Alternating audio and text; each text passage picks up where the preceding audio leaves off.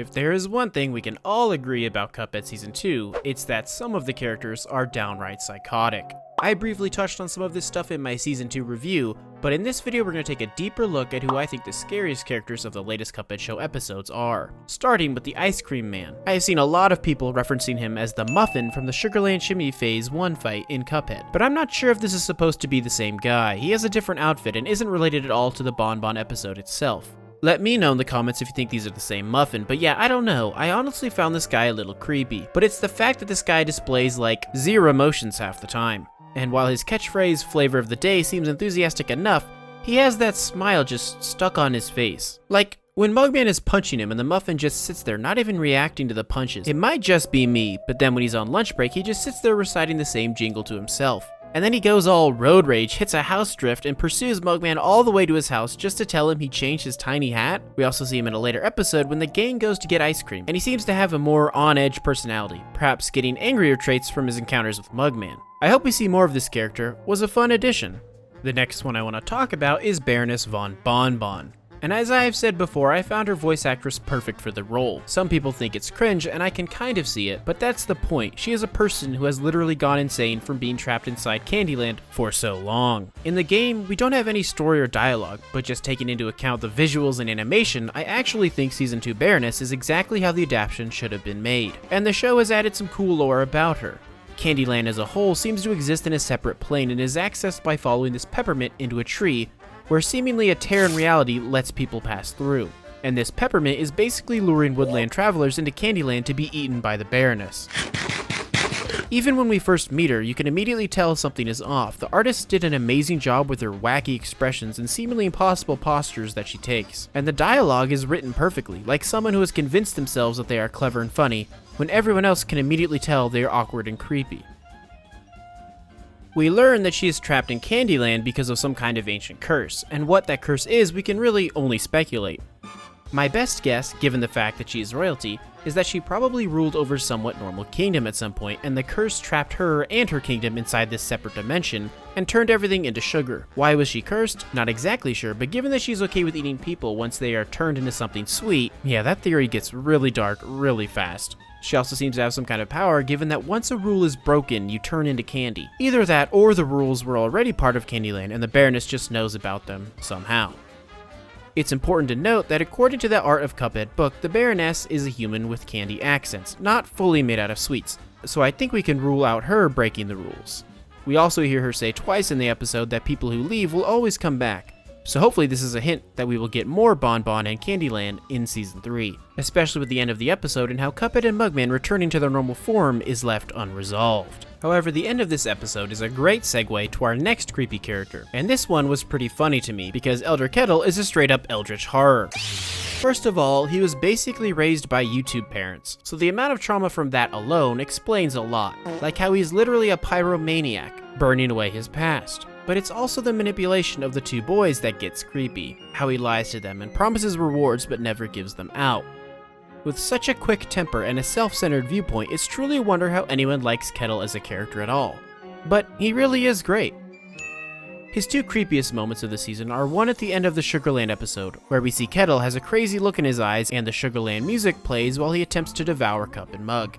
The look in his eyes is the same look that Cuphead gets when Bonbon is first trying to tempt him into eating the castle. So my guess is that because the boys return into Sugerland sweets, it's not the Baroness that has the power, but rather sweets specific to Sugerland itself. And when they go back out into the real world, still in those forms, the Sugerland temptation is what takes over Kettle, rather than him just having an uncontrollable sweet tooth. We also get the creepy spider walk in the Pyromaniac episode, which while played for a comedic effect, for all you arachnophobes out there, I'm sure this was not pleasant. The thing with Kettle is that his character isn't really consistent.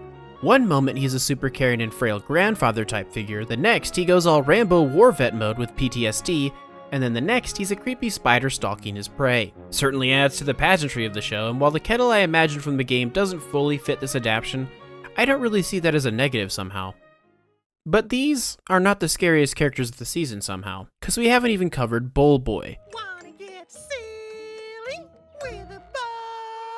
One of my favorite brand new characters that the show's introduced. I'm glad they took his 3 seconds from Season 1 and turned it into the crazy psycho Bowlboy we have now. The devil is obviously the main villain and the antagonist for the boys. but it's cool that we are also getting some side villains that can hopefully be used in future episodes as well.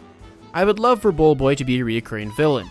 It's funny because this season Cuphead is one of the few characters that doesn't really have a creepy or scary moment, so the fact that Bowlboy wants to become him is a good little twist. I do wonder though, if Bowlboy wants to become Cuphead, does this mean that he really just wants to be brothers with Mugman and didn't want to spend that time with Cuphead at all? He does have a strange interest in how Mugman looks. Well, I think he looks swell.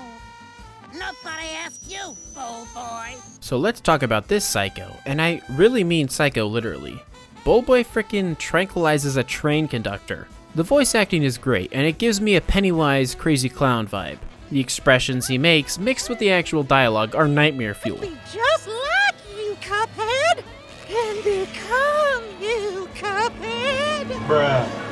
And we get another unresolved ending with Bowlboy approaching the boys, holding a mysterious syringe after pretending to be a doctor to get close to them. It's also worth to note that while Cuphead and Mugman are heavily injured from the rocket accident, Bowlboy is seemingly completely fine. And we saw how much damage he took. I'll just throw that up to cartoon logic though. You know what else I will throw up to cartoon logic? How me asking you to like the video is at all relevant to this specific spot in the video. So we talked about Bowlboy, we talked about Kettle. Bon Bon had her time to shine, and the Muffin is still humming Flavor of the Day in the back of my mind. But there is one character we haven't talked about. One terrifying, horrifying, loathsome, absolutely vile monster. That's right, Season 2 was really Mugman's time to shine, and boy did he. But on top of the usually cowardly nature and intelligent level-headedness, we also got a look at the darker side of Mugman's personality. While normally fairly passive and timid, if threatened enough, Mugman has no problem taking control of a situation. Like when he duels the crab in the Briny Beard episode. Mugman also displays quite the temper, and if pushed far enough, can literally go insane. Some of my favorite moments being when he finds out Cuphead ate his candy,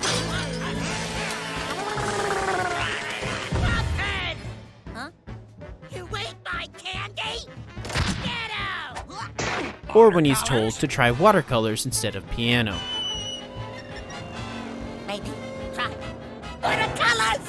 But we really get the best look at just how scary Mugman can be 3 different times. The mildest is in the worst episode of the season, but regardless, Mugman does a bunch of hard work, and of course Cuphead takes advantage of that.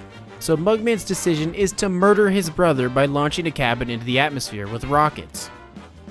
And this isn't the only time he tries to cane his brother, as in the Ludwig episode, Mugman's jealousy drives him to sneak in the recital auditorium and set up a trap, so that when Cuphead plays music, a literal piano would fall and smash him.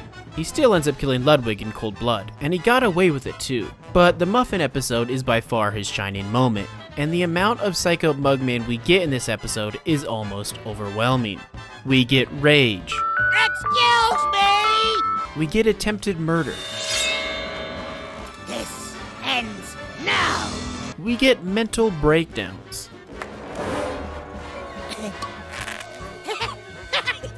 That's a good one! It does! Just a complete treat of an episode for Mugman fans. This season really killed it. I just love the fact that he tries to use a ice cream cone as a weapon to murder the Muffin. Mugman's expressions pretty much live rent-free in my head, and those eyes. Considering the lengths he will go to get what he wants, whether it be petty revenge, cringeful love, or just jealousy, I have to give Mugman my vote as the scariest character of Cuphead Season 2, which is not something I could have guessed going into the new episodes. What's your favorite Mugman moment in the show? Or just your pick for the most psychotic character? I can't wait for Season 3. The Cuphead content will probably slow down from this channel for a bit. I still have some DLC lore videos in the works and some crazy boss theories, so stay tuned for those. I also make videos on other games as well as just fun gaming topics in general. But I've been thinking a lot lately, and I might just turn this channel into a full-time analysis of why Zenitsu is easily the worst, most annoying, and most cringe character to ever be created in any piece of media, be that books, television, movies, games, books, magazines, newspapers, reality TV, fiction, non-fiction, history, Narnia, anime, books, food, music, point-and-click adventures, books.